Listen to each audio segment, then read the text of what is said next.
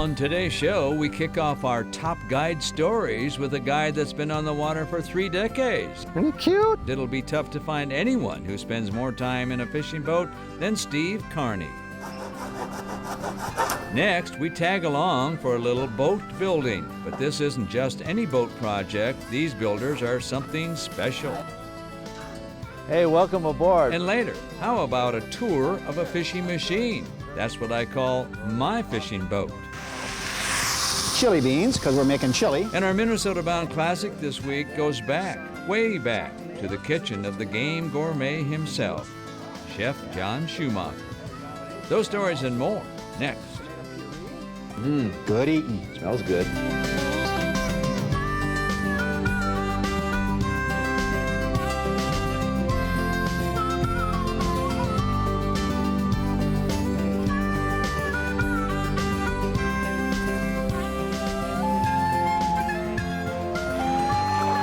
Minnesota Bound.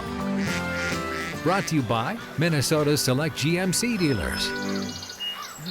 Hi everybody, Raven and I welcome you to the show. First up, we decided to feature some of Minnesota's best fishing guides, the best of the best.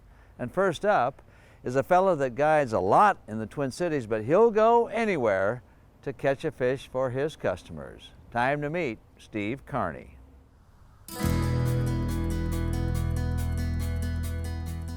If ever there was a fishing machine in a fishing boat, you might be looking at him. Well, you must get a little uptight if the fish don't bite. Yeah, I get a little ornery, but I've had one bad day this year out of the whole season so far, and I'm still not over that yet. Meet Steve Carney. I expect to have good days every day because I've got so many lakes that I've filed away in the Rolodex in my mind that I've been over the years. I try to pick and choose that particular lake according to the weather conditions and the time of the year. For more than 3 decades, Steve Carney has been a self-employed fishing guide and a very busy one. It's doubtful if anybody in Minnesota spends more time in a fishing boat than he does. I don't know, my parents were not outdoor people, so I just learned on my own. My dad would drop me off at Lake Calhoun on the way to work in the morning and leave me there all day, and I'd fish for 8 hours around the lake, and then he'd pick me up and I'd go home. Looks like a crayfish. Hopefully the bass think so too. There's some huge bass in this lake, I mean huge. They're right here. Presto, first bass. You got a tight shot of that bass, so he looks about like a 10-pounder, right, Mickey? Well, this is a fast break close to shore. All game fish love a fast break. Experience was talking, This is where I caught that big one right in here. and sure enough, There's another one. There you go. There you go. That's a beautiful fish right there. All right. Dandy, huh? That, for Minnesota, is a gorgeous fish. Beautiful. Way to go, Ron. Yeah, thank you.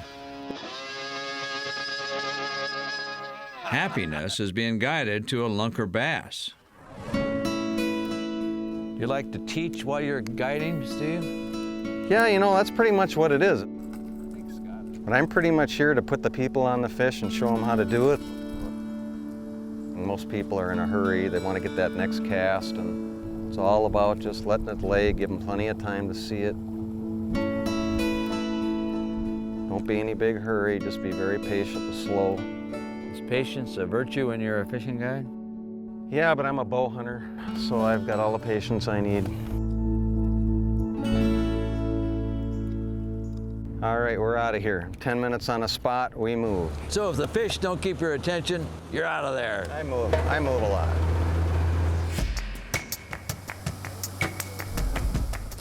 Like I tell everybody, we'll find them eventually. I always do, sooner or later. Really good area right in here. God, I have not had a bite. Better not say that on camera. That doesn't look good. Here's your walleye. Isn't he a cutie? Isn't he cute? It's cute. It'd be a walleye sandwich. You ever figure that you have an uncanny sense of where to find the fish. I mean, do I go right or left? I think I'll go left, and that was the right decision. Huh? I think if I make enough decisions, I'm bound to get a few that will come through. There you go. I told you there should be walleyes up here. He's almost an eater. Here you go. I have never had a bad client in 30 years. That's what feels like a walleye. I have some that get a little huffy if fishing isn't good. The same spot where I think I caught mine. I can't say I've ever had a bad trip. You just keep chucking. That's my motto, you keep chucking.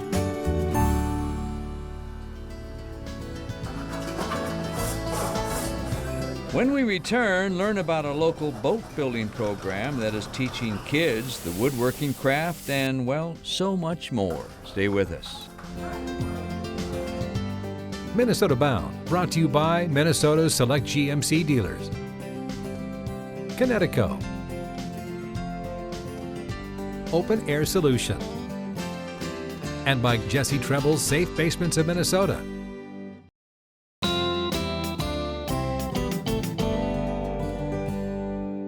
Coming up, a story that we call Urban Boat Builders. But you might be surprised who the builders are. Travis Frank has the story.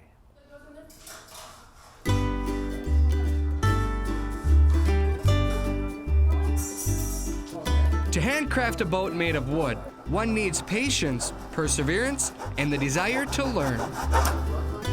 The rest of the skills can be taught. The proof is found right here, inside this building in downtown St. Paul, home to Urban Boat Builders. Welcome to the Urban Boat Builders Workshop. Since 1995, roughly 3,000 kids have worked here to carve, sand, bend, and construct more than 200 wooden boats. In this shop, the boat is the project, but not the end result. Oh, is this hole really not big enough? Urban Boat Builders uses building of wooden boats as really a vehicle to engage youth and to help them develop academic, leadership, and work skills. A not-for-profit organization, their mission is to build youth one boat at a time. Youth come to us from local schools and other organizations, also some juvenile corrections facilities, and they're coming as an opportunity to gain some work readiness skills and to really change their trajectory in life and do something positive while developing really powerful, tangible skills. The idea began when a group of educators, boat building enthusiasts, and community leaders all decided they wanted to make a difference in today's youth. They said this would be a great project to get kids going on, and so they wrote a grant at the time to the St. Paul Companies Foundation, and Urban Boat Builders was born. Teaching people how to make something with their own hands that they can then kind of look at, this concrete thing, I think is very empowering, kind of instills a can-do attitude for a lot of people. And lives are changed. The more you do, basically, I guess the better you get, so that's what I kept doing. And now I'm in college, basically. I didn't think I was gonna make it, but Urban Boat Builder taught me how to persevere, and I kept doing it, now I'm there. Before I started working here, it was kind of, I didn't really know much, you know. I'm learning a lot of new things. We just did it without Angela, look at that.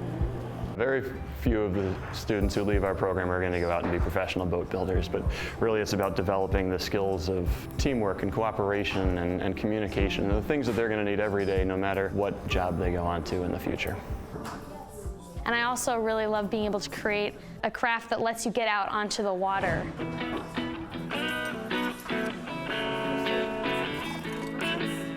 So every boat that we build, we launch with the youth who built it. On Lake Como, the celebration begins. Hello, everyone, and thanks for coming out tonight to celebrate this moment with us.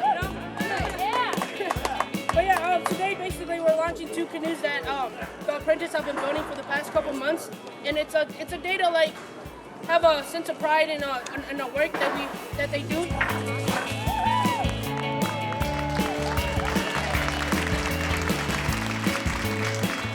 There just a feeling of accomplishment.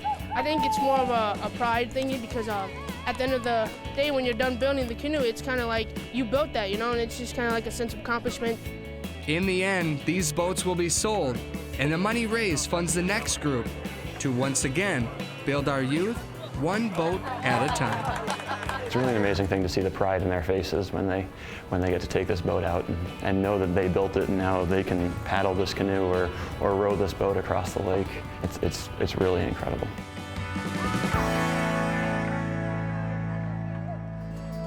This is where I sit, right back here. Coming up, it's fishing season time, and that means my own personal fishing machine is ready to hit the water. How about a little tour? You know, a device to measure my fish. I need a real big one like this. Closed captioning is brought to you by the Yard.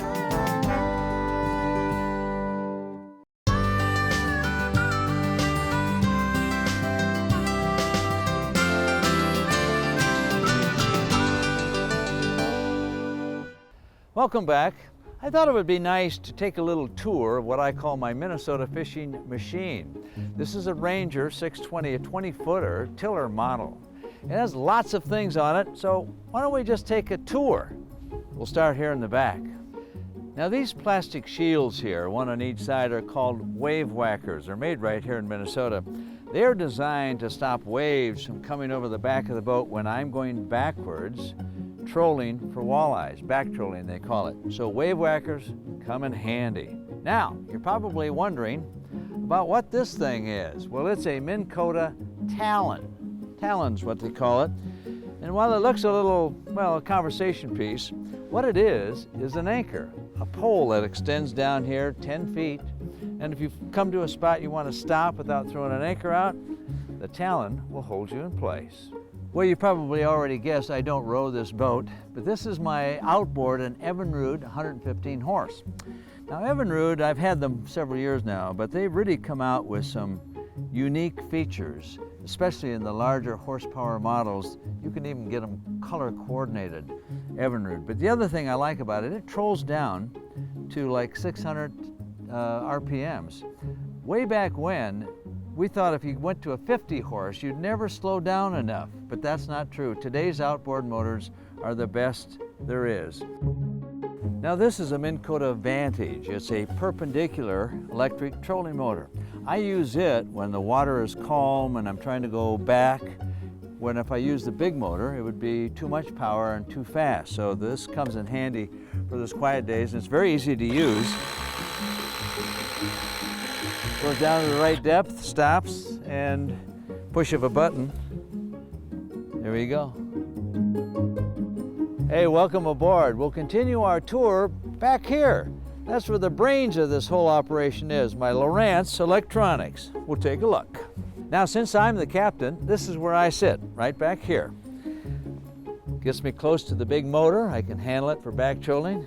Gets me close to the electric trolling motor here. And I have a bird's eye view of the fishing electronics, the brains of this system. This is the Lowrance HD3 12-inch screen. One unique feature about this is it's touch screen. For example, if I want to see my charts, my lake maps, I hit right there. And there comes a chart up of, in this case, Minneapolis. If I don't want that, I go back. Let's say I want the sonar. There is the depth where I'm at. It's 6 feet. Or I can do several screens at a time. For example, I can do the lakes and the depth. And if I find a spot where there were lots of fish where I had good luck, I can make a waypoint out of it and store it in this, for example, and it lists them all. Here's all my waypoints from past fishing years. It'll store, I have hundreds of them in there. Now storage is very important in a fishing boat, and often you don't have enough storage, but this Ranger has plenty. Back here I've got kind of a mismatch of stuff, from everything from a device to measure my fish. I need a real big one like this. I mean, it's me, okay? And then over here, here's an ice chest. Works very nicely. Put some ice in there, and what amazes me is how long it keeps the ice. I've got a rod storage area here. Usually put too many rods in and get them tangled, but I'm learning slowly. Now this is the bait well. I can run water in, take it out, keeps minnows going. I can scoop in there and take them out. Very handy. Now there's some other storage compartments. You even have a live well, big one. I need a big one, of course. But when I sit up here, I'm usually fishing bass or muskies, for example. And again, I have everything handy. Another electric trolling motor up here, and of course, another depth finder, a Lowrance 9-inch screen. So as you can see, everything is handy. It is like, as I say, a fishing machine. So, I hope you enjoyed the tour. I think it's time now to go catch some fish.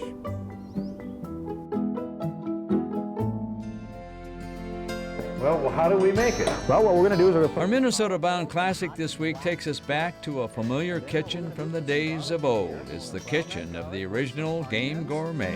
Let's throw some onions. Minnesota Bound, brought to you by Grand Rapids Tourism, Vino in the Valley, Maui Jim Sunglasses, and by Track Your Boats.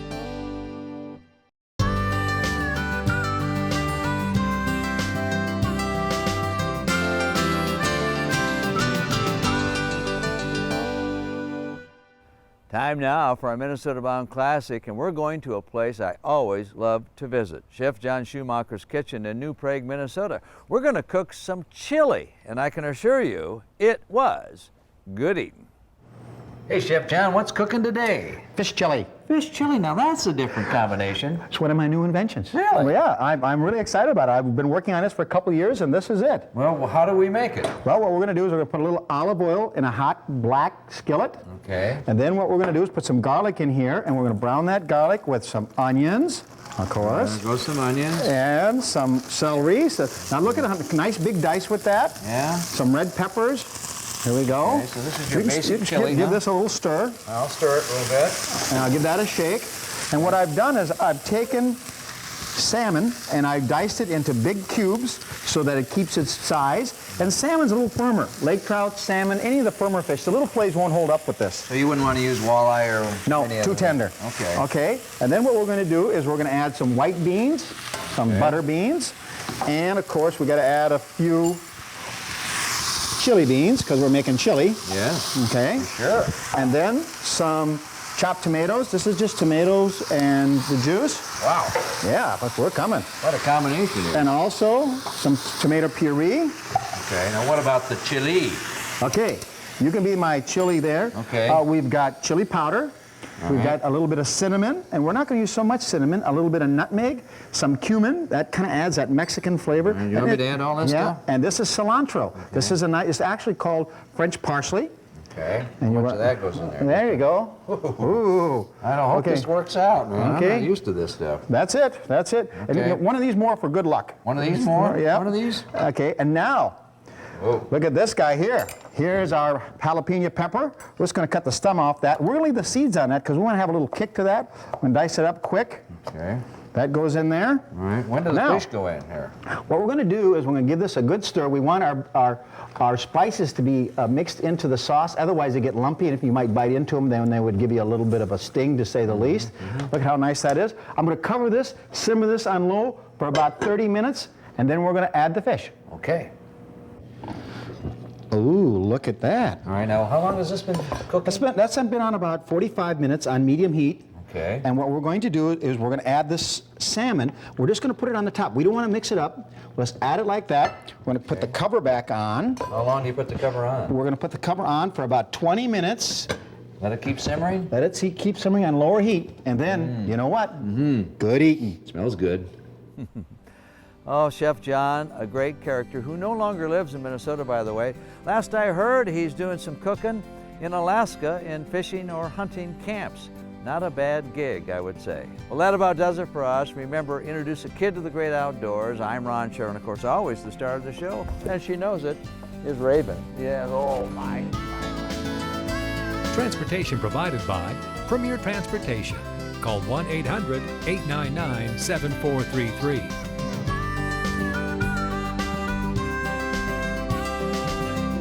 For more information on these stories and more, catch us on the web at mnbound.com. Share your stories on the Minnesota Bound Facebook page under the Share Your Story tab.